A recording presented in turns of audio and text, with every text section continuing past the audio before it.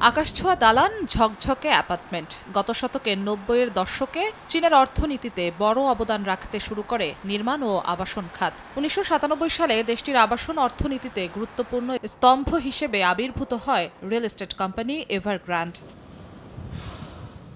২০০৯ সালে এভারগ্রান্ড নাম লেখায় হংকং স্টক এক্সচেঞ্জে। খুব দ্রুত শেয়ারের দাম আকাশছোঁয়া হয়ে ওঠে। কোম্পানির বাজার মূল্য $৯০০ কোটি থেকে বেড়ে দাঁড়ায় প্রায় $৫,১০০ কোটি।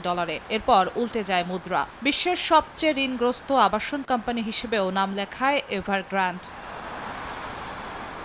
২০২১ সালে প্রথমবার ঋণখেলাপি হয় এভারগ্রান্ড। একই বছর যুক্তরাষ্ট্রে দেউলিয়া ঘোষিত হয় কোম্পানিটি। বর্তমানে কোম্পানিটির বাজার মূল্য নেমে এসেছে মাত্র $২৮,২০,০০,০০০, যে কোম্পানিটির শেয়ার একসময় বিক্রি হতো ৩১.৩৯ হংকং ডলারে। সর্বশেষ যখন ১৯ মাস আগে শেয়ার হাতবদল হয়, তার মূল্য ছিল কেবল $.১৬ হংকং ডলার।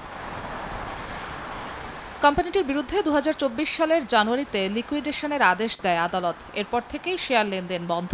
আর আগামীকাল ২৫ আগস্ট হংকং স্টক এক্সচেঞ্জ থেকে চিরতরে বাদ পড়ছে এভারগ্রান্ড। একসময় চীনের মোট জিডিপির ১/৪ অবদান ছিল আবাসন খাতের। এভারগ্রান্ডের এই তালিকাচ্যুতিকে শুধু একটি কোম্পানির তালিকাচ্যুতিই নয়, চীনের আবাসন খাতের স্বর্ণযুগের ইতি হিসেবে দেখছেন বিশ্লেষকরা। জিন্নাত আরা জশোয়া, সময় সংবাদ।